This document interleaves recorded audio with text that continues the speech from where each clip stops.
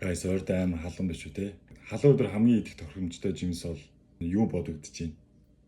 Миний хувьд болохоор тарус. Тэгээд өнөөдөр зүгээр тарус мукбанг юм. Талыг нь бол би идсэн. Гой хэрчээл гоё байж олно л да. Тэгээ ягаад ч юм зүгээр л халбагдаж идэж үзмээр санагдаад.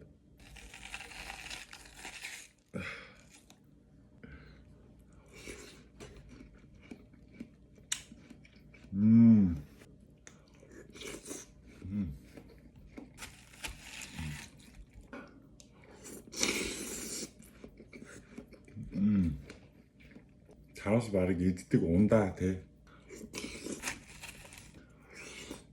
Энэ тавцтай арай хүртэй тарус байна.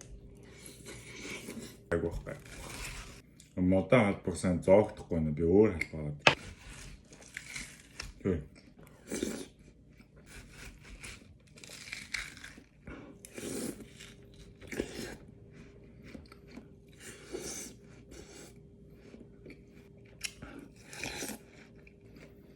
Ирээдүйд бараг тарасныхаа 3-1 нь бол идчихлээ. Эснийг нь бол тэгээ дараа зүгээр тухтай идэх. Тарасыг юу н капич идэх хэрэгтэй байна guys. Цааш тийм мукбанг бичлэг дээр данаад би оноо өгөөд явна.